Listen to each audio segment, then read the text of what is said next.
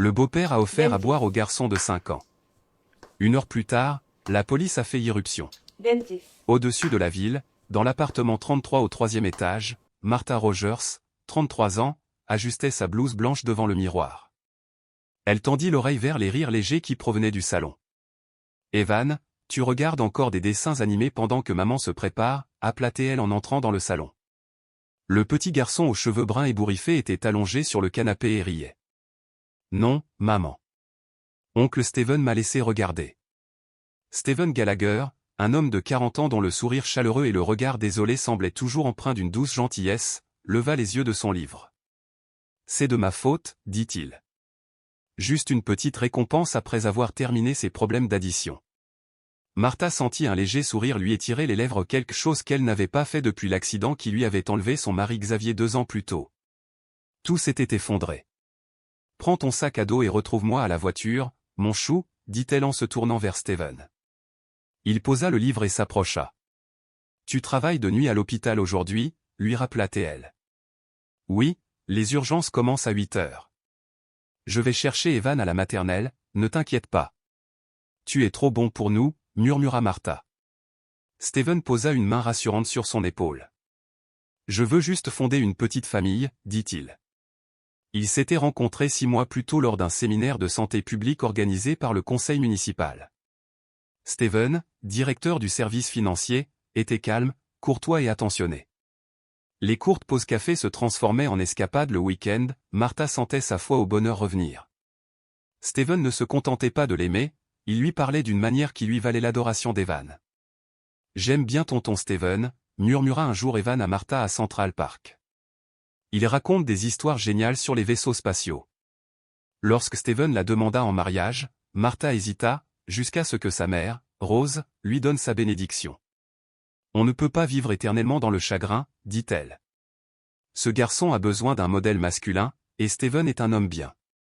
1 mois plus tard, ils célébraient un mariage discret à l'hôtel de ville. Amis, collègues et voisins leur adressaient de chaleureuses félicitations. Lucy Fisher, la meilleure amie de Martha à l'hôpital, lui a envoyé un texto « Ma belle, tu as enfin retrouvé le sourire. Steven a vraiment l'air d'être le mari de l'année. » La vie semblait reprendre son cours normal. Ils emménagèrent dans un appartement plus grand près du parc. Steven récupérait Evan après l'école, préparait les repas, faisait la lessive et créait même un calendrier coloré d'activités, de repas et d'histoires du soir qu'il collait au réfrigérateur. Un soir, Martha rentra à la maison et trouva Steven en train de plier les petits vêtements d'Evan. « Quand as-tu appris à faire ça » dit-elle en riant. « J'ai un neveu à Ithaca » a-t-il expliqué. « J'ai beaucoup aidé ma sœur quand il était bébé. » Les voisins commencèrent à les surnommer la famille modèle. Le couple de personnes âgées d'en face, Monsieur Adrienne et Madame Caroline, apportait souvent des douceurs. « Steven est un vrai gentleman » dit Madame Caroline en lui offrant des churros frais.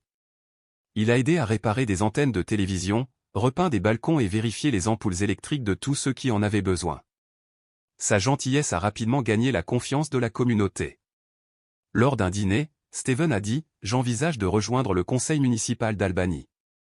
C'est plus près de chez moi, donc je pourrai déposer Evan et le récupérer plus facilement. » Martha lui prit la main. « Tu n'as vraiment pas l'impression que c'est trop ? » « Je ne t'ai pas épousé parce que la vie était facile, » répondit-il. « Je veux être l'homme sur lequel toi et ton fils pourraient compter. » À la fin du mois de mars, les cerisiers en fleurs bordaient Main Street. Le soir, ils se promenaient main dans la main, Evan pédalant devant. « Oncle Steven, j'ai gagné le jeu des énigmes en classe aujourd'hui » s'écria Evan. « Vraiment ? Je ferais mieux de préparer ce set de Lego spécial, alors » fit Steven avec un clin d'œil. « Tu transformes mon enfant en accro aux jouets » taquina Martha. « Et toi ? Tu es déjà accro à moi » rit Steven, et Martha rougit. Depuis la mort de Xavier, elle n'avait plus jamais cru que son cœur pouvait ressentir quoi que ce soit, mais avec Steven, tout semblait naturel. Les dimanches matins commençaient par des rires résonnants dans la cuisine tandis que Steven et Evan préparaient le toast préféré de Martha. Parfois, c'était si délicieux qu'elle en avait peur. « Tout est-il trop parfait » murmura-t-elle un jour à Lucie au téléphone. « Tu doutes sérieusement de quelque chose de bien » la taquina Lucie. « Le passé n'est qu'une ombre, mets-toi au soleil. » Un après-midi d'avril, après la Saint-Patrick, il se promenait le long de l'Hudson. Evan pédalait lentement, puis s'arrêta et regarda sa mère. « Maman, est-ce que tonton Steven est mon père maintenant ?» Martha se figea. Steven s'accroupit à la hauteur d'Evan. « Tu veux que je sois ton père ?» demanda-t-il. Evan hocha la tête. « À partir d'aujourd'hui, je serai ton père, mais personne ne peut remplacer ton vrai père, d'accord ?»« D'accord, » murmura le garçon. « Il me manque toujours, mais tu es vraiment gentil aussi. » Martha se détourna, les yeux embués. Steven lui serra doucement la main. « La famille, ce sont les gens qui choisissent de rester, quoi qu'il arrive, dit-il doucement. Le temps a passé. Martha a été promue infirmière en chef à l'hôpital général. Evan a lancé un cours d'art le jeudi. Steven a repeint la chambre du garçon et a ajouté de nouvelles étagères pour les bandes dessinées.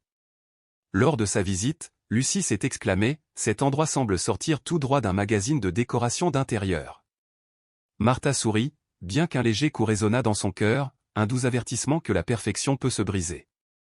Un matin, alors qu'elle déposait un bol de porridge devant Evan, elle garda un ton doux. « Tu ne prends plus de petit déjeuner, Evan ?» Il secoua la tête, grimaçant. « Je n'ai pas faim. » Steven est ressorti avec un petit verre de jus d'orange. Peut-être qu'il a juste sommeil. Tiens, et c'est ça. Il y a des plantes dedans pour faciliter la digestion. Evan regarda le verre. Je n'aime pas l'odeur. C'est le même thé que j'ai préparé hier, dit doucement Steven. Juste une gorgée. Martha observait. C'est le thé apaisant dont tu m'as parlé? Oui, celui pour les enfants. Sans caféine. Evan hésita, puis but une gorgée. C'est amer, se plaignit-il. L'amertume signifie que ça marche, dit Steven en lui ébouriffant les cheveux. Mais au cours des jours suivants, Martha remarqua qu'Evan s'endormait dans la voiture, la tête contre la fenêtre, les yeux gonflés. Maman, marmonna-t-il un matin. Je suis vraiment fatigué. À Albany, le printemps était capricieux, vent froid et pollen rendaient tout le monde léthargique. Elle essaya des vitamines et changea de petit déjeuner, mais rien n'y fit. Puis est arrivé un message de l'institutrice d'Evan à l'école maternelle, Paula Newton. Ces derniers temps, Evan a du mal à se concentrer et semble irritable. La peur se serra dans la poitrine de Martha lorsqu'elle réalisa que même les intentions les plus gentilles peuvent projeter des ombres inattendues. Martha m'a répondu par SMS, c'est probablement juste le changement de saison. Il mange et dort toujours bien. Je vais continuer à le surveiller. Ce soir-là, lorsque Martha en a parlé à Steven, il a répondu avec sa douceur habituelle, je pense que ce sont juste des douleurs de croissance ou des changements hormonaux. J'ai lu une étude qui dit que les enfants de 5 ou 6 ans traversent une période de baisse d'énergie soudaine. Il a peut-être besoin de suppléments de magnésium. Tu as toujours une explication scientifique, gloussa doucement Martha. Tu me donnes l'impression d'être complètement ignorante. Pas du tout, dit Steven en lui serrant doucement la main. Je veux juste qu'Evan soit en bonne santé. Ce petit gars est intelligent. Il mérite les meilleurs soins. Le lendemain, Martha a emmené Evan voir le docteur Henry Sanders, un pédiatre qui était son ancien collègue. Après un examen général, il lui a demandé, « Avez-vous souvent des maux de tête ?» Evan secoua la tête. « Et si tu avais sommeil ?» Il hocha légèrement la tête. « Oui, après avoir bu le jus préparé par tonton Steven. » Martha fronça les sourcils. « C'est juste une tisane, n'est-ce pas, docteur ?» Le docteur Sanders haussa un sourcil. « De quel thé parlez-vous ?» Steven, mon nouveau mari, prépare une tisane européenne, expliqua Martha. Le médecin avait l'air pensif. Les enfants ne devraient rien prendre qui affecte le système nerveux central, même les plantes. Mais si ce n'est qu'une petite quantité, ce n'est pas trop inquiétant, il faut juste surveiller. Ce soir-là, Martha décida de goûter elle-même un verre de jus d'orange aux herbes de Steven. C'est un peu amer, dit-elle en grimaçant. Ce sont les plantes anxiolytiques, répondit Steven en haussant les épaules. Pas vraiment adaptées aux adultes, mieux vaut nous laisser, Evan et moi, nous en occuper. Qu'est-ce que tu utilises dedans, demanda-t-elle. Des feuilles de mélisse, de la camomille et un peu d'extrait de valériane. C'est dans un bocal en verre derrière la cuisinière. Je l'ai acheté à la pharmacie. Martha vérifia et trouva un bocal en verre étiqueté, Californie, avec des images de camomille et de mélisse, mais le texte en dessous était effacé et presque rayé. Elle pensa, peut-être que je suis juste paranoïaque, Steven est toujours si attentionné, parfois un peu trop. Une nuit, vers 2 heures du matin, Martha entra sur la pointe des pieds dans la chambre d'Evan et le trouva en train de se retourner, le front trempé de sueur. « Tu as fait un mauvais rêve » murmura-t-elle. Evan ouvrit les yeux et murmura, « Je ne veux plus boire de jus d'orange. »« Pourquoi pas, chérie ? J'ai peur, ça me fatigue. J'ai rêvé que tu disparaissais. » Martha le serra contre elle. « Tout va bien, maman est là. » Le lendemain matin, elle raconta son rêve à Steven. Il resta silencieux un moment, puis dit, « Il souffre peut-être d'anxiété sous-jacente. J'ai lu quelque chose sur ce qu'on appelle le syndrome de transition post-traumatique, probablement dû à la perte prématurée de son père. Mais ça vient tout juste d'apparaître, les enfants ne réagissent pas instantanément comme les adultes. Je pense qu'on devrait lui faire passer une évaluation psychologique. Il a peut-être besoin d'un traitement léger. Des médicaments ? » Martha se figea. Des problèmes psychologiques ? Evan avait toujours été joyeux, il adorait dessiner, rire, toutes ces bêtises que font les enfants. Et s'il avait vraiment un problème qu'elle n'avait pas remarqué ? Ce samedi après-midi-là, ils allèrent au parc. Evan ne fit pas de vélo comme d'habitude, il resta assis dans un coin, à dessiner sans but. Lucie, la meilleure amie de Martha, passa et s'assit à côté d'elle. « Qu'est-ce qui ne va pas avec le petit » demanda-t-elle doucement. « Il est fatigué ces derniers temps » répondit Martha. Le médecin a dit de continuer à le surveiller. Lucie observa Evan un instant. « Il est différent. Ton fils était une vraie terreur. » Martha soupira. Steven pense que c'est peut-être un traumatisme. Lucie fronça les sourcils. Tu crois tout ce qu'il dit ? Il n'a aucune raison de mentir. Aucune raison, mais il pourrait se tromper. Ne sois pas aveugle, Martha. Ce soir-là, alors que Martha rinçait le jus d'orange restant, l'odeur âcre lui donna la nausée. Elle hésita, puis versa le reste dans l'évier et frotta soigneusement le verre. Evan est entré en tenant son oreiller. Maman, je ne veux plus boire ça. Pourquoi, chérie ? Je sens un goût étrange dans ma bouche, presque comme de l'alcool. Martha se figea. Tu sais quel goût a l'alcool ? Il hocha la tête. Oui, oncle Adrien avait déjà fait des gâteaux avec de l'alcool. Ça sent la même chose. Son cœur battait fort.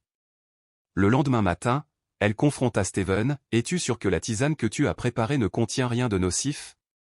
Steven fronça les sourcils, puis sourit. M'accusez-vous d'avoir empoisonné votre fils ? Je veux juste être sûr. Alors vérifie le placard, les bocaux, les tickets de caisse. Je les ai tous conservés. Tu penses que je ferai du mal à cet enfant ? Non, je ne suis pas son père biologique, donc tu gardes toujours tes distances, hein ? Ne dis pas ça. Steven entra dans son bureau, laissant Martha figée dans la cuisine. Ce soir-là, Martha appela discrètement le docteur Sanders. Pensez-vous que je devrais faire analyser le jus ? Le médecin hésita. C'est un peu exagéré, mais si vous êtes vraiment inquiet, apportez un échantillon. Je l'analyserai discrètement au labo.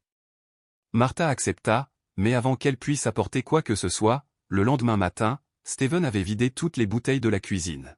« Qu'est-ce que tu fais » demanda-t-elle. Je nettoyais la cuisine. J'ai vu ces vieux bocaux et je les ai jetés.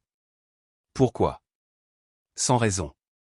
Je cherchais juste l'extrait de plante, j'utilise des sachets de thé ces derniers temps. Le pot est vide depuis la semaine dernière.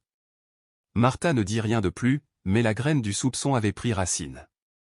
Un mardi matin, dans un petit bureau du département de police du comté d'Albany, le sergent Anthony Matthews examinait des dossiers lorsque le téléphone a sonné.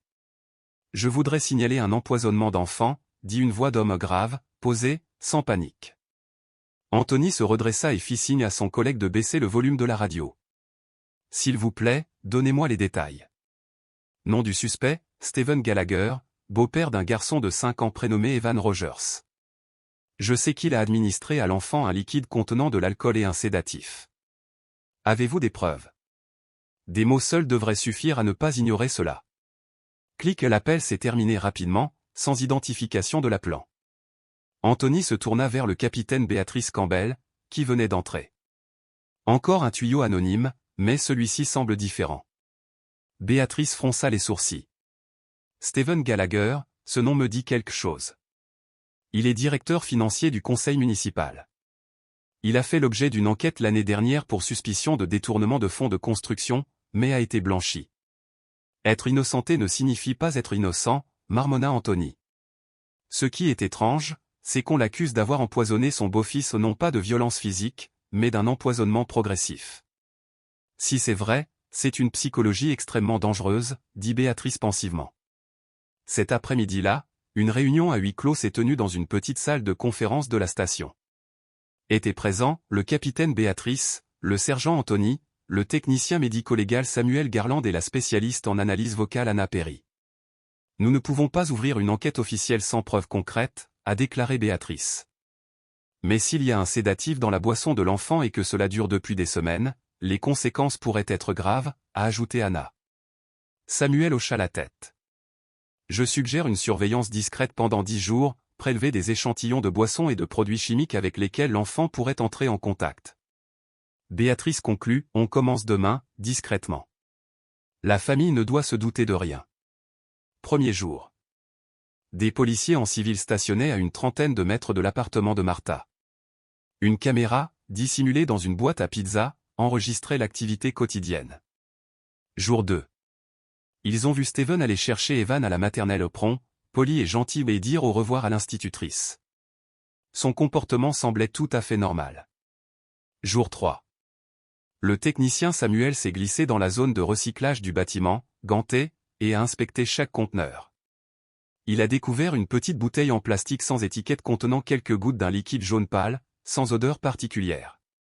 La plaçant dans un sac à preuve, il a noté : ce n'est pas une tisane. C'est une solution d'éthanol dilué avec un sédatif contrôlé. Béatrice saisit le dossier. Le lorzopam provoque somnolence, confusion et retard des réflexes. Une utilisation prolongée chez les enfants peut endommager le système nerveux. Anthony a demandé, Y a-t-il un moyen de le prendre sur le fait ? Il nous faut du son, dit Anna. Le dialogue des enfants, surtout la résistance. Il nous faut la voix d'Evan, pas seulement les ordres de Steven. Jour 6 à 8. Ils capturèrent des conversations éparses Steven s'adressant à Evan, bois ton jus, Evan. Que as-tu dessiné à l'école aujourd'hui ? Encore fatigué. Tu as dû veiller tard. Anna détecta un schéma, Steven répéta chaque phrase 3 fois, adoucissant son ton à chaque fois. C'est du conditionnement psychologique, expliqua-t-elle. Béatrice hocha la tête, les exhortant à enregistrer le moment de résistance de l'enfant. Jour 9. À 20h13, l'enregistreur caché a capté un échange complet. Steven, bois ton jus d'orange, Evan. Evan, je ne veux pas. Steven, plus doux, juste une gorgée. Tu as dessiné un robot aujourd'hui, n'est-ce pas ? Les robots ont besoin d'énergie. Evan, je ne suis pas un robot. Steven, si tu ne bois pas, maman sera triste. Elle pensera que tu n'es pas sage. Evan, hésitant, d'accord.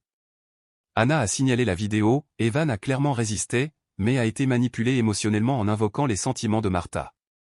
Béatrice a décidé, si Martha était absente, ils interviendraient le lendemain soir, immédiatement après qu'Evan ait bu. Jour 10.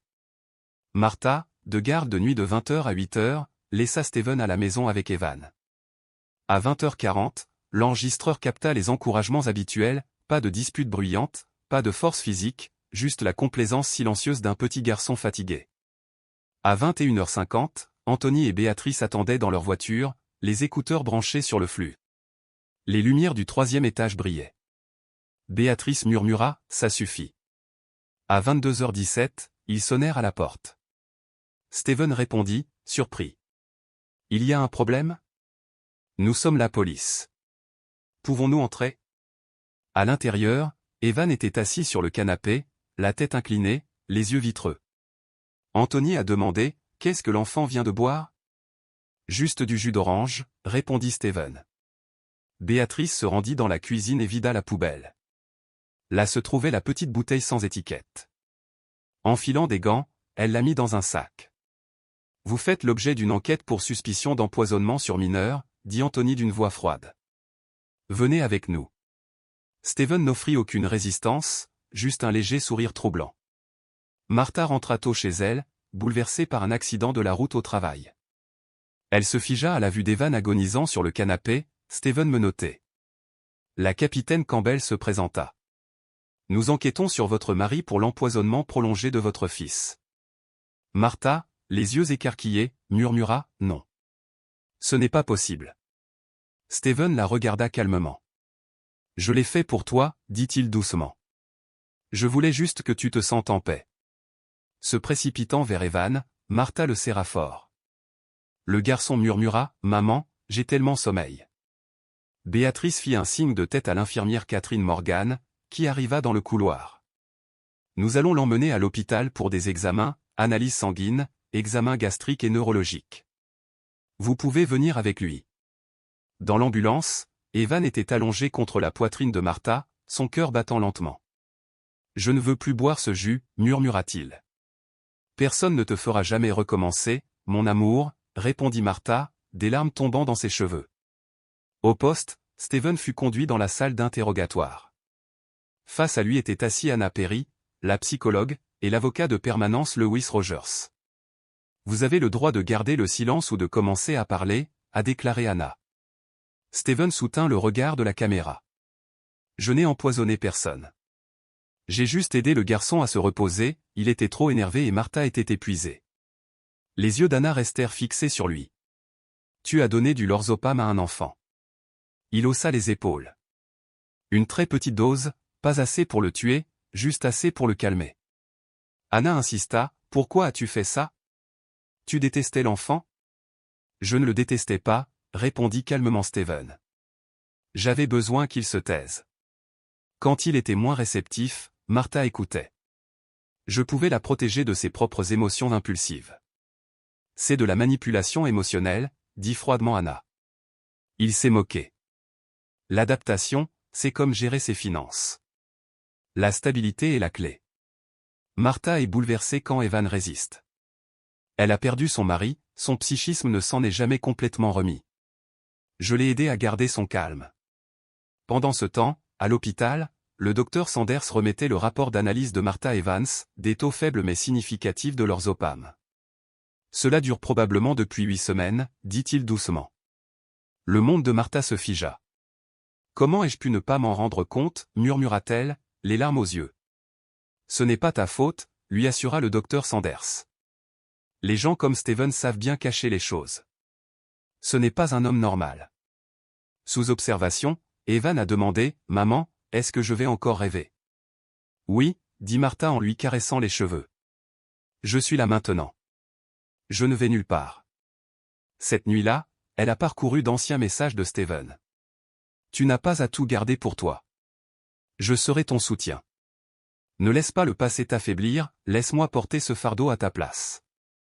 Elle se souvenait de chaque verre de jus, de chaque doux sourire, de chaque fois qu'il murmurait, « Bois, mon fils. » Et elle avait décidé, plus jamais.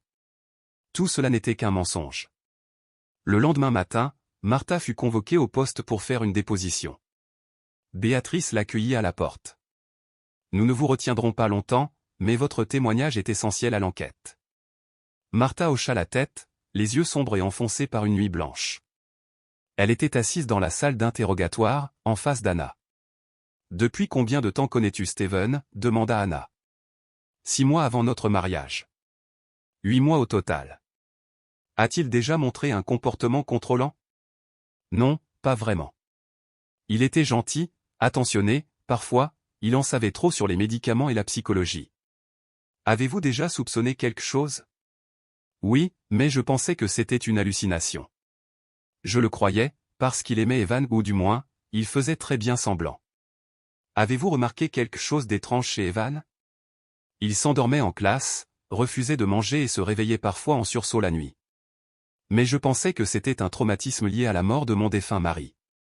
Anna réfléchit, les manipulateurs attaquent rarement directement. Ils sèment le doute chez leurs victimes, les faisant croire qu'elles sont le problème. Martha serra les poings. Je me suis reproché d'avoir grondé Evan alors qu'il ne voulait pas boire. Après l'entretien, Béatrice raccompagna Martha. Avant de partir, elle dit doucement. Nous pensons que Steven avait un plan à long terme. Il a déjà fait l'objet d'une enquête pour manipulation de documents financiers. Il est rusé et extrêmement patient. Je pensais connaître les gens de ma propre maison, murmura Martha. Personne ne voit venir des gens comme lui. Vous avez sauvé votre fils à temps. C'est ce qui compte. Sur le chemin du retour vers l'hôpital, Martha passa devant son ancien immeuble. Le logement du 3e étage était désormais fermé, un ruban rouge barrant la porte. Le vieux monsieur Adrien, le voisin, se tenait sur le porche, sa canne à la main, et la regardait. Besoin de quelque chose, Martha? Elle secoua la tête. Je n'arrive tout simplement pas à croire tout ça. Les gens sont doués pour porter des masques. Mais les yeux d'un enfant ne mentent pas, dit-il avant de se détourner. Cette phrase a suivi Martha tout le chemin du retour. Lorsqu'elle entra dans la chambre d'hôpital, Evan était réveillé. Il était assis, pliant du papier d'une main tremblante. « Maman, j'ai dessiné l'oncle Steven en monstre, mais je l'ai déchiré. »« Tu n'as pas besoin de garder cette photo, » dit Martha en s'approchant. « Tu dois juste te rappeler que je suis là. » Evan leva les yeux. « La prochaine fois, peux-tu être celui qui fait du jus d'orange? » Martha sourit. « Seulement si tu veux. Et je te promets que je n'y mettrai jamais rien qui puisse te donner sommeil. » Le garçon hocha la tête. « Je te fais confiance. » Dans cette chambre d'hôpital blanche, au son régulier du moniteur cardiaque, Martha sentit pour la première fois que le cauchemar prenait forme. Mais en même temps, la lumière de la vérité commençait à briller dans les ténèbres qu'elle avait autrefois choisi d'ignorer. Salle d'interrogatoire 2. Des lumières fluorescentes se reflétaient sur la table en acier froid. Steven Gallagher restait assis, immobile, les mains menottées devant lui, les yeux fixés sur une tache sur le mur. En face de lui était assise Anna Perry, l'analyste comportemental qui avait aidé à diriger l'opération de surveillance de 10 jours. « On vous a informé de votre droit de garder le silence, mais vous souhaitez quand même parler ?» demanda Anna, ses notes ouvertes et prêtes. Steven se pencha en arrière et esquissa un léger sourire narquois. « Je ne l'ai pas tué. Je l'ai juste rendu moins actif. » Anna ne réagit pas. Elle resta silencieuse, laissant le moment venir. Le gamin était trop bruyant. Trop énergique. Il captait toute l'attention de Martha. Elle n'était plus elle-même, dit Steven d'une voix neutre, comme s'il s'adressait à un conseil municipal. « Et alors tu as décidé de lui donner du lorazepam ?» demanda Anna, impassible. Steven hocha légèrement la tête. « Juste de petites doses. Juste assez pour le calmer. Rien de grave. Les médecins ne prescrivent-ils pas tout le temps des sédatifs aux enfants anxieux ?» Anna a remarqué quelque chose. « Mais vous n'êtes pas médecin. Et vous n'aviez aucun droit de faire ça. » Je n'avais pas d'autorité légale. Mais j'avais une autorité morale. J'étais le seul dans cette maison à avoir les idées claires. Tu penses avoir dépassé les bornes? Non. Je pense que je rééquilibrais le système, a répété Steven, comme s'il parlait des budgets des villes. Derrière le miroir sans teint se tenait la capitaine Béatatrice Campbell, les bras croisés. À ses côtés se trouvaient le sergent Anthony Matthews et la procureure Christina Jamson. Il ne montre aucun remords, murmura Anthony. Plus il parle, plus on dirait qu'il prépare ça depuis longtemps. Christina hocha la tête, les yeux fixés sur Steven. Le langage qu'il utilise système, équilibre, ajustement montre qu'il voit les gens comme des logiciels, et non comme des êtres humains. Béatrice serra les poings. Il n'avait pas besoin de frapper l'enfant. Il avait juste besoin de se vider de sa vie, pour prendre la mer pour lui. Anna se redressa, les yeux rivés sur Steven. « Combien de temps comptiez-vous faire cela? » « Environ 3 mois, répondit immédiatement Steven. J'avais une feuille de route. D'abord, juste du jus d'orange. Puis, augmenter progressivement la dose. Dès que Martha commencerait à croire que son fils avait un problème neurologique, je proposerais une solution. Anna fronça les sourcils. Quelle solution? Un médecin que j'avais déjà choisi. Un ami, pas trop strict. Puis je passerai aux médicaments sur ordonnance. Martha penserait que c'était son idée. À ce moment-là, j'aurais le contrôle total de son fils. Et d'elle. Steven sourit faiblement. Je n'avais pas besoin de contrôler l'enfant. Je voulais juste que Martha se sente impuissante et qu'elle croie que j'étais la seule à comprendre la situation. Anna pencha la tête. Pourquoi? Je déteste les femmes fortes, dit-il, une lueur sombre illuminant ses yeux. Martha se croyait indépendante. Mais au fond, elle ne supportait pas de perdre le contrôle. Et tu en as profité. Je lui ai donné un sentiment de sécurité. Elle ne s'est jamais opposée à moi, jusqu'à ce que je me fasse prendre. Anna a posé son stylo. Tu penses que tu es innocent? Je pense que je suis nécessaire, dit Steven en la regardant dans les yeux. Cette société est pleine de mères célibataires aveuglées par leurs émotions. Quelqu'un doit les rattraper. Et Martha m'en est reconnaissante. Elle ne s'en est simplement pas encore rendue compte. Dans une autre salle d'attente, Martha attendait, les bras autour d'elle. Béatrice entra et lui tendit un verre d'eau. Il a presque tout avoué, dit Béatrice à voix basse. Aucun déni. Aucune évasion. Martha déglutit difficilement. A-t-il dit pourquoi? Béatrice s'assit en face d'elle. Il voulait que tu deviennes dépendante. Il disait, quand Evan était fatigué, tu avais encore plus besoin de lui. Quand ton fils était déréglé, tu croyais qu'il était la solution. Martha secoua légèrement la tête. J'ai crié sur mon fils. Je l'ai forcé à boire ce truc. Tu ne le savais pas, coupa Béatrice. Tu es une victime, pas une complice. Ne te fais pas un procès. Mais je suis sa mère, lança Martha d'une voix brisée. Comment une mère pourrait-elle ignorer que son enfant souffre, jour après jour? Béatrice s'adoucit. Les gens comme Steven sont passés maîtres dans l'art du déguisement. Il ne frappait pas. Il ne criait pas. Il souriait. Il aidait. Et il attaquait de l'intérieur. Au laboratoire médico-légal, le technicien Samuel Garland terminait l'analyse des échantillons restants de la bouteille de jus d'orange.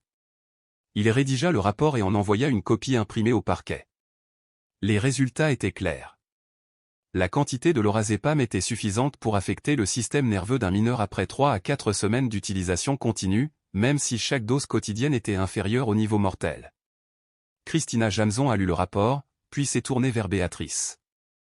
Les chefs d'accusation officiels comprendront l'empoisonnement d'un mineur, la manipulation psychologique intentionnelle d'un tuteur légal et la violation des lois sur la protection de la famille de l'État de New York. Nous pourrons ajouter la violence psychologique préméditée si nous prouvons l'existence d'un plan à long terme. Est-ce suffisant de poursuivre, a demandé Béatrice. Christina hocha la tête. Il ne s'en sortira pas. Elle écrivit. Elle se souvint du moment où son fils repoussa doucement le verre de jus, sa voix à peine audible. Je n'en veux pas. Et qu'avait-elle dit? Arrête de faire tes caprices. Papa Steven l'a fait pour toi. Sois sage. Si tu ne le bois pas, maman va être fâchée. Chaque phrase lui semblait comme une lame qui lui transperçait le cœur. Une nuit, Evan se réveilla en sursaut. Il pleurait, paniqué. Martha accourut, alluma toutes les lumières et serra son enfant fort dans ses bras. Tout va bien. Maman est là. De quoi as-tu rêvé?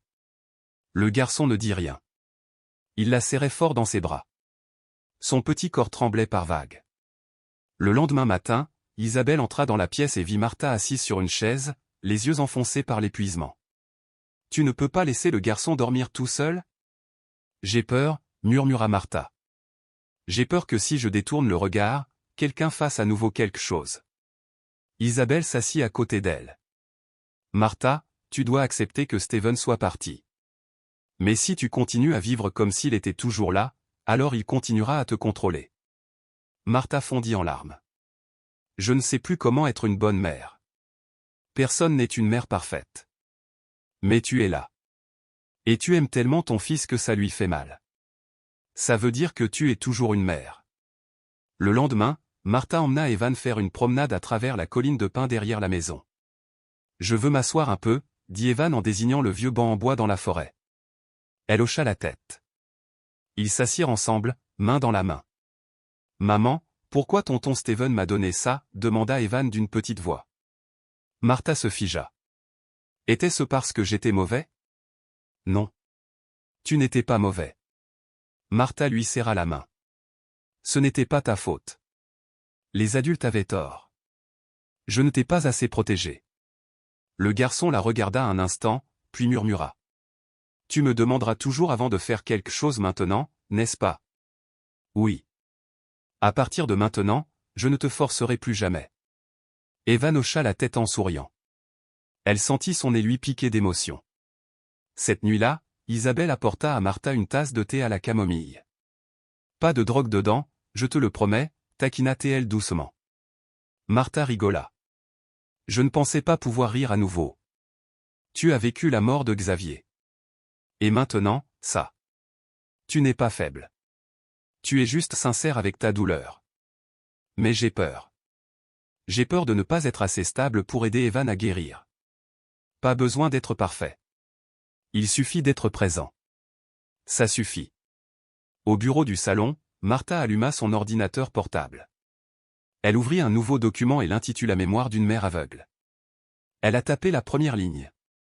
Je pensais que l'amour seul pouvait protéger un enfant. Mais il s'avère que l'amour sans clarté peut devenir l'arme de quelqu'un d'autre.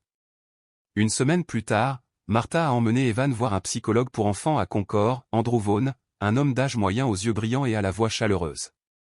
Lors de la première séance, il a simplement posé quelques questions simples à Evan, puis l'a laissé jouer avec du sable et de l'argile.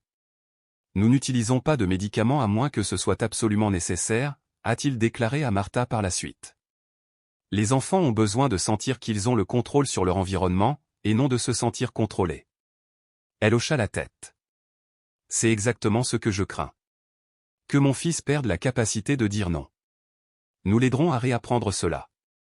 À la maison, Evan a dessiné une image, 2 personnes assises sur un banc dans la forêt de pins avec le soleil derrière elles. C'est moi et maman sur le banc en bois, dit-il. J'ai ajouté le soleil pour le rendre lumineux. Martha a collé le dessin sur le réfrigérateur. Nous aurons plus de soleil comme celui-ci, d'accord? Oui, acquiesça le garçon. Cette nuit-là, pour la première fois depuis des semaines, Martha éteignit la lumière en allant se coucher. Evan ne sursauta pas. Il dormit paisiblement dans les bras de sa mère. À l'extérieur de la fenêtre, le clair de lune s'étendait sur l'herbe, projetant les ombres de la mère et de l'enfant sur le mur. Il n'y avait plus de troisième personne sur l'image. Une semaine après l'arrestation de Steven, le nom Steven Gallagher, les journaux en parlaient. L'Albany Times titrait en une.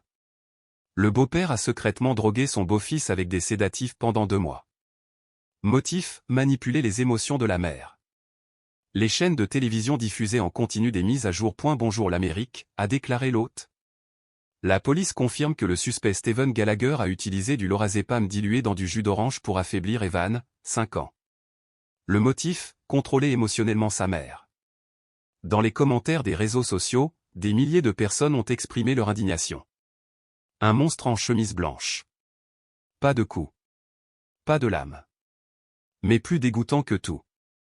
Des gens comme lui devraient être définitivement bannis de la société.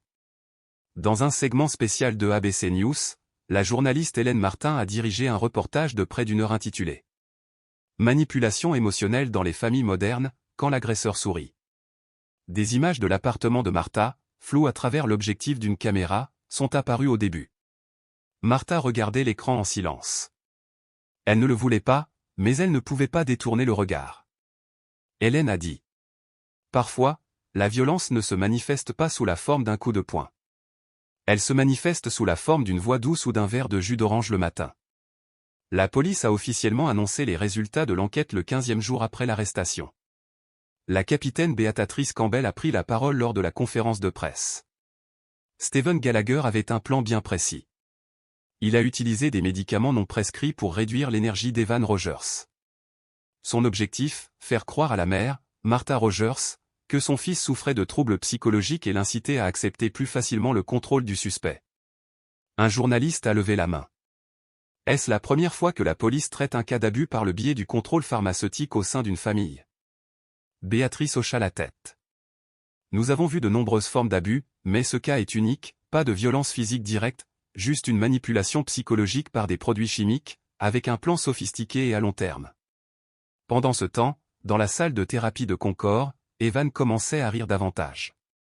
Il montra au docteur Andrew Vaughn un nouveau dessin, cette fois, il s'agissait d'une petite maison entourée de fleurs, avec 2 personnes debout à la porte. C'est moi et maman, a-t-il souligné. Oncle Steven n'est plus là. Andrew sourit. Il te manque? Evan secoua la tête. Mon père me manque encore plus. As-tu encore des rêves? Pas vraiment. Je rêve souvent que maman fait du jus d'orange et me demande, tu en veux? Est-ce qu'elle te le fait boire? Le garçon rigola. Non. Elle dit même, tu peux prendre du lait si tu préfères. Andrew prit des notes et hocha la tête. C'est très bien. Tu commences à prendre le contrôle de tes rêves. Ce soir-là, Martha était assise dans le salon avec tante Isabelle et consultait une série de courriels de l'hôpital d'Albany. L'un d'eux était une lettre du directeur de l'hôpital, le médecin-chef, le docteur Arthur Manning. Nous comprenons pleinement votre situation. Après une réunion d'urgence du conseil d'administration, l'hôpital a décidé de vous accorder un congé payé à durée indéterminée. Lorsque vous serez prêt à reprendre le travail, la porte vous sera toujours ouverte. Sous la lettre se trouvaient des dizaines de messages de collègues. Tu es la mère la plus courageuse que j'ai jamais connue. Ne te blâme pas. Il a trompé tout le monde. Je souhaite la paix pour toi et Evan. Martha ne répondit pas. Elle n'envoya qu'un seul message à Lucie. J'ai pris ma décision. Je ne retournerai pas à Albany. Lucie a répondu 3 minutes plus tard. J'ai compris. Je viendrai te voir à Concord. Sois forte, maman ours.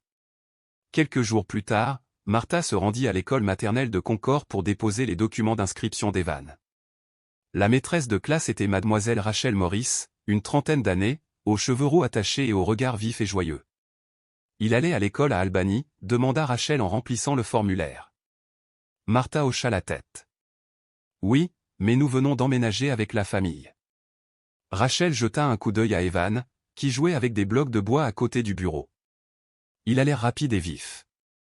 J'ai vécu plusieurs choses, dit doucement Martha. Mais je veux qu'il prenne un nouveau départ. Rachel sourit. On ne parle pas du passé ici. C'est Evan, un garçon qui adore dessiner et déteste le jus d'orange. Ça suffit. Une semaine plus tard, Evan retournait officiellement à l'école. Martha se tenait près de la fenêtre de la classe, le regardant silencieusement courir et jouer avec ses nouveaux amis. L'enseignante Rachel s'est retournée en souriant. Tu comptes rester toute la journée? Martha hocha la tête, puis secoua la tête. Non. J'apprends à lâcher prise. Rachel posa une main sur son épaule. Les enfants sont plus forts qu'on ne le pense. Ils n'ont pas besoin d'un beau-père parfait, juste d'une mère qui ne s'effondre pas. Au même moment, à la télévision nationale, la chaîne PBS diffusait une émission débat sur le thème. La violence psychologique dans les nouvelles relations, quand l'amour est un masque de pouvoir. Parmi les invités figuraient des psychologues, des avocats et des militants sociaux. Un extrait retransmettait le témoignage de Steven. Je ne l'ai pas tué. Je l'ai juste fatigué. Quand il est fatigué, sa mère l'écoute mieux. L'animateur a regardé la caméra. Nous devons nous demander, combien de personnes se laissent influencer par des paroles aimables et un comportement approprié. Et quand apprendrons-nous à faire la différence entre attention et contrôle? Martha n'a pas regardé l'émission en entier. Elle s'est assise pour continuer à écrire Point mémoire d'une mère aveugle. Chaque page était une conversation qui lui avait manqué autrefois. Un regard qu'elle avait autrefois rejeté. Une fois, elle avait forcé son fils à boire quelque chose, juste pour éviter de contrarier son mari. Elle n'écrivait pas pour publier, mais pour se souvenir. Pour se rappeler qu'elle avait autrefois tort. Pour qu'elle ne se trompe plus. Cette nuit-là, Evan a sauté sur le canapé, tenant un verre de jus d'orange que sa mère venait de préparer. « Maman » cria-t-il. « Je l'ai bu aujourd'hui et je n'ai pas eu sommeil. » Martha éclata de rire, les yeux remplis de larmes. Elle le serra si fort dans ses bras qu'il rit. « Ne m'écrase pas, maman. »« Je ne le ferai pas. »« Je ne te ferai jamais de mal, » murmura-t-elle. Le garçon la regarda en inclinant la tête. « Je sais. Tu es la maman du jus d'orange, mais pas du poison. » Ils éclatèrent tous les deux de rire. Dans un coin du réfrigérateur se trouvait le dessin qu'Evan avait collé quelques jours plus tôt, le soleil, une petite maison, une mère et son enfant se tenant la main. Martha le regarda à nouveau et murmura. « Nous ne ferons plus marche arrière. » Elle a fermé la porte du réfrigérateur. À Concord, le printemps était arrivé plus tôt que d'habitude. Les matins étaient toujours frais, l'air sec et léger. Comme si toute la ville chuchotait. Recommencer. Martha se réveilla lorsque les premiers rayons de soleil filtrèrent par la fenêtre de la chambre. Evan dormait encore profondément, serrant fort son ours en peluche au Teddy, le premier cadeau qu'elle lui avait offert après avoir emménagé chez tante Isabelle. Elle sortit du lit et se dirigea sur la pointe des pieds vers la cuisine. Isabelle était déjà debout, en train de préparer du café. « Le ciel est plus clair que d'habitude ce matin », dit-elle sans se retourner. Vous savez, Concorde a sa propre façon de guérir. Ce n'est pas rapide, mais c'est stable. Martha sourit et hocha la tête. Je le ressens, jour après jour. Tante Isabelle lui a servi une tasse de thé à la camomille, pas de jus d'orange. Ils ont tous les deux ri, sincèrement, librement. Cet après-midi-là, Evan suivit sa mère dans le jardin. Isabelle gardait deux petits ânes, Tico et Luna, attachés dans un coin du jardin. Evan les caressa en souriant joyeusement. « Maman, est-ce que Tico aime les carottes ? Essaie et tu verras. » Evan courut cueillir une petite carotte, puis la tendit devant le museau de Tico. L'âne la renifla, puis se mit à la mâcher en balançant doucement sa queue. « Tu vois, maman ? Il n'a pas sommeil comme moi, » hurla le garçon en riant. Martha rit aussi et leva son téléphone pour prendre une photo du moment. C'était la première photo depuis qu'ils avaient quitté Albany, et la première sur laquelle la mère et le fils souriaient tous les deux, sans faire semblant. Ce soir-là, Martha a commencé à écrire son journal à la main plutôt qu'à l'ordinateur. Elle a utilisé de l'encre violette. Sur la première page, elle a écrit « Aujourd'hui, Evan a ri 6 fois. Une fois parce que l'âne a mangé une carotte. Une fois parce que tante Isabelle a dit qu'elle lui apprendrait à faire de la pâtisserie. 2 fois quand il a appelé le chat Chubby Milk et Ron Cloud. Et 2 fois parce que maman a enfin appris à rire pour de vrai. » Après avoir terminé, elle ferma le cahier et le plaça sur l'étagère haute, juste au-dessus du dessin du soleil qu'Evan avait scotché la semaine précédente. 3 jours plus tard, le psychologue pour enfants Andrew Vaughn a programmé un examen de routine. Il a rencontré la mère et le fils dans une petite clinique du vieux quartier. Evan était assis en train de colorier pendant que Martha parlait en privé avec le médecin. « J'ai l'impression que tout va lentement, mais au moins, ça ne recule pas, » a-t-elle déclaré. Andrew hocha la tête. « Lentement, mais c'est un progrès, surtout pour un enfant sous traitement. Le cerveau a besoin de temps pour se rééquilibrer. Je veille encore tard le soir, de peur qu'il fasse des cauchemars. Vous faites ce qu'il faut. Mais il est temps de croire que votre enfant est capable de réaliser ses rêves. » Il marqua une pause, puis ajouta. « La semaine prochaine, nous organisons une expérience psychologique en plein air. Un camp de ressourcement pour les enfants ayant subi un traumatisme. Evan peut y participer. »« Y aura-t-il des adultes présents ?» demanda Martha. « Bien sûr. Mais la plupart du temps, les enfants jouent ensemble sous surveillance. Pas de sermon, juste des enfants qui restent des enfants. » Martha était d'accord. Le samedi matin, elle emmena Evan à White Park. De petites tentes vertes, jaunes et rouges étaient déjà installées.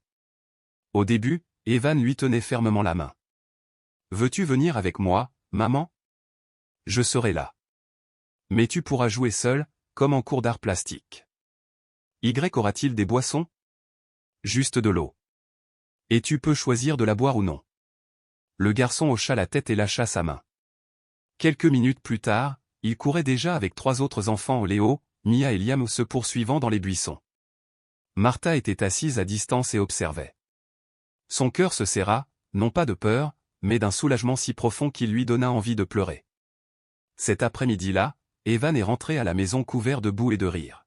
« Maman, c'est moi qui menais la chasse au trésor. Et j'ai laissé Liam boire à ma gourde. Tu avais sommeil ? » Le garçon secoua la tête. « Non. Je suis juste fatigué d'avoir couru. » Martha le serra dans ses bras et murmura. « C'est ça, la vraie fatigue. Et je suis contente que tu connaisses la différence. » Une semaine plus tard, Evan ne se réveillait plus au milieu de la nuit. Il se mit à fredonner dans le bain, à dessiner davantage et à poser des questions idiotes à sa mère. « Maman, si j'étais un chat, devrais-je boire du jus d'orange ? » Non. Les chats ne boivent que du lait. Et si je suis une personne mais que je ne veux pas de jus d'orange ? Alors personne ne t'y obligera. Il hocha la tête pensivement. Alors je serai une personne, mais une personne qui pourra choisir ce qu'elle boit. Ce soir-là, pendant le dîner, Isabelle plaisanta. Aujourd'hui, Evan a choisi de manger 3 olives, a sauté le maquereau et a insisté pour avoir des épinards. Evan a bondi. Parce que j'ai le droit de choisir. Martha éclata de rire. Tout à fait. Ni moi ni tante Isabelle ne te forceront jamais à faire quoi que ce soit, sauf à te brosser les dents. Toute la maison a ri. Le rire de 3 personnes. Comme une vraie famille. Sans ombre. Le lendemain, Martha a ouvert sa boîte de réception personnelle. Il y avait un nouveau message de bien-être aujourd'hui, journal de la santé et de la société. Objet, invitation à contribuer quand la confiance d'une mère devient un outil de manipulation. Elle l'a lu encore et encore. L'invitation disait: Nous savons que vous étiez infirmière à Albany et mère de la victime dans l'affaire Stephen Gallagher. Si vous souhaitez partager votre point de vue personnel ou pas un récit de l'incident, mais simplement votre expérience, nous aimerions publier votre article dans la section « Rétablissement et sensibilisation ». Martha ferma les yeux et prit une profonde inspiration. Puis elle a tapé. J'accepte. Mais je n'écris pas pour raconter une histoire tragique. J'écris pour dire que la clarté est le véritable amour. Et toute mère peut se tromper si on ne lui permet pas de douter de ce en quoi elle croit le plus. Ce soir-là, Evan entra dans le salon en tenant un morceau de papier. J'ai écrit un poème, dit-il. Les yeux de Martha s'écarquillèrent. Ton premier poème? Il hocha la tête, prit une inspiration et lut. C'est maman qui fait le jus d'orange. Mais le jus d'orange de maman ne me rend jamais somnole. Martha le serra fort dans ses bras, des larmes coulant sur ses joues. Et je saurai toujours ce que je bois, a ajouté Evan. Oui. Et je dirai toujours la vérité. Dehors, le vent printanier bruissait à travers les arbres. La partie sombre de l'histoire était désormais derrière eux. Quant à ce qui les attendait, ils ne le savaient pas. Mais une chose était sûre, personne d'autre ne ferait plus leur choix à leur place. En juin, le tribunal du comté d'Albany a officiellement commencé le procès de Stephen Gallagher. La salle d'audience était petite mais bondée, journalistes, avocats, observateurs et représentants du Conseil de protection de l'enfance. Martha était assise au 3e rang, serrant un mouchoir. À côté d'elle se trouvait Lucie, au regard perçant et d'une loyauté indéfectible, comme toujours. Tu n'es pas obligé de le regarder, murmura Lucie. Non. Je le veux. J'ai besoin de le voir. D'entendre ses propres paroles décortiquées au tribunal. Evan n'était pas présent. Le docteur Vaughn l'avait gardé à Concord sous surveillance psychologique, afin d'éviter toute exposition aux médias ou à des éléments déclencheurs potentiels. Martha était d'accord. Il était temps pour elle de se retrouver au cœur de tout cela, seule, comme une vraie mère. Le juge Dominique Lawson, âgé d'une 50aine d'années, sévère mais à la voix chaleureuse, a présidé le procès avec équité. La procureure Christina Jamson a ouvert sa déclaration. L'accusé, Stephen Gallagher, n'a pas seulement porté atteinte à la santé d'un enfant. Il a détruit les fondements psychologiques d'une mère, brisant le lien le plus sacré d'une famille, la confiance. L'avocat de la défense Raymond Horton a tenté de changer le récit. Mon client n'avait aucune intention de nuire, n'a commis aucun acte violent et n'a aucun antécédent de violence conjugale. Son objectif était de stabiliser le cadre familial pour la nouvelle famille. Christina a rétorqué. En privant un enfant de sa capacité à résister? L'avocat garda un silence. Le juge a demandé la présentation de preuves. Le technicien médico-légal Samuel Garland a témoigné. Il a présenté des preuves chimiques provenant de la cuisine de Martha. Celle-ci contenait du lorazépam, une benzodiazépine soumise à une réglementation stricte. Les enfants de moins de 12 ans ne doivent jamais être exposés sans instruction médicale explicite. Anna Perry a ensuite procédé à une analyse comportementale. L'accusé a fait preuve de manipulation émotionnelle, utilisant un langage répétitif destiné à affaiblir l'enfant.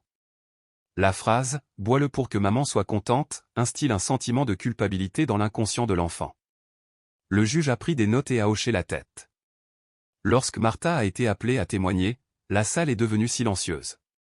Elle marcha lentement vers le stand, les mains tremblantes, mais la voix ferme. J'ai pensé un jour qu'un homme doux était exactement ce dont j'avais besoin après une perte, a-t-elle commencé. Il préparait des boissons pour mon fils tous les jours. Je le grondais parce qu'il ne buvait pas. Je lui faisais plus confiance qu'à mon instinct maternel. Sa voix s'est arrêtée un instant, puis est devenue plus forte. Mais si je suis ici aujourd'hui, ce n'est pas pour parler de douleur. Je suis là pour parler de conscience. Je ne pardonne pas, mais j'ai appris à ne pas laisser la colère me transformer en quelqu'un qui ne peut plus aimer. Christina fit un petit signe de tête tandis que Martha descendait du stand. De nombreuses personnes présentes dans la salle d'audience ont applaudi, malgré l'ordre de garder le silence. Le juge a demandé au défendeur de parler. Steven se leva, toujours en chemise blanche, les cheveux soigneusement peignés, les yeux froids. « Je ne demande pas de clémence », a-t-il déclaré. « J'ai fait ce que je pensais être juste. La société ne comprendra pas, mais je n'ai jamais pensé faire du mal à qui que ce soit. » Le juge Dominic Lawson n'a montré aucune émotion. Il frappa une fois le marteau, puis dit. Le tribunal déclare Steven Gallagher coupable d'avoir délibérément empoisonné un mineur avec un plan prémédité pour manipuler l'état mental du tuteur et d'avoir causé un préjudice psychologique à un enfant en développement. La peine, 8 ans de prison sans possibilité de libération conditionnelle, suivi de 5 ans sans contact avec la victime après sa libération. Martha ferma les yeux et lâcha le mouchoir, non pas par soulagement, mais parce que la justice avait enfin fait son œuvre. Cette nuit-là, elle est retournée à Concord. Evan était en train de colorier, et dès qu'il l'a vue, il a couru pour la serrer dans ses bras. « Maman, as-tu gagné ?» Martha sourit et le souleva dans ses bras. « Il n'y a pas de gagnant. Mais le méchant ne fera plus de mal à personne. Alors je n'ai plus à avoir peur du jus d'orange ? Non. Et si tu veux, je te ferai du jus d'orange, mais tu pourras le sentir avant. Je veux juste de l'eau, dit le garçon en l'embrassant sur la joue. L'eau est à moi. Ils ont tous les deux ri. Dans la petite cuisine, le coucher de soleil projetait une lueur chaude et dorée sur les armoires. Fini la lumière froide fluorescente comme à l'hôpital. Un mois plus tard, Martha a reçu une réponse de bien-être aujourd'hui. Son article, La mère aveugle, a été sélectionné pour faire la une du prochain numéro. La lettre disait. Votre article est un avertissement opportun, mais surtout, il prouve qu'admettre ses torts n'affaiblit pas une mère. Cela fait d'elle un véritable bouclier pour son enfant. Le comité de rédaction a également envoyé un paiement et proposé une invitation de suivi. Si vous êtes intéressé, nous aimerions que vous écriviez sous le thème « Récupération après une manipulation familiale ». Martha a imprimé la lettre et l'a épinglée sur le tableau au-dessus de son bureau. En dessous, Evan avait collé une petite note d'une écriture tremblante. « J'aime maman parce qu'elle ne m'oblige pas à faire les choses, et elle prépare toujours les boissons comme il faut. » À l'automne, Evan a été choisi pour se produire lors de l'assemblée d'ouverture de l'école. Son professeur, Rachel, a envoyé un message à Martha. « Votre fils veut lire un poème. » Il l'a écrit lui-même. Il n'a pas demandé d'aide. Le jour de l'événement, les élèves se sont alignés dans la cour de l'école, les parents étant assis de chaque côté. Quand ce fut le tour d'Evan, il s'approcha. Le micro était trop haut, il dut se mettre sur la pointe des pieds. Rachel l'a ajusté pour lui. Evan sourit, puis lut à haute voix. « C'est maman qui fait le jus d'orange. Mais le jus d'orange de maman ne me rend jamais somnole. Maman est celle qui dit la vérité. Même quand la vérité la fait pleurer. Mais elle le dit quand même. Et je la crois. Parce qu'elle n'a plus besoin de cacher quoi que ce soit dans la boisson. » Toute la cour de l'école resta silencieuse pendant quelques secondes, puis éclata en applaudissements. Martha ne put retenir ses larmes. Mais cette fois, c'étaient des larmes de joie. À la fin de l'événement, Evan a couru et a serré sa mère dans ses bras. « Maman, je t'ai vu sourire. »« Oui. Et je t'ai vu debout. » Le garçon hocha la tête. « Parce que tu n'as pas baissé la tête, donc je n'ai pas eu à le faire non plus. » Martha le serra fort dans ses bras. À ce moment-là, elle sut, aucune douleur, aucune erreur, aucun manipulateur ne pourrait jamais lui enlever ce qu'elle et son fils avaient récupéré. Par le courage. Par les larmes. Et par leur choix final, d'aimer avec clarté.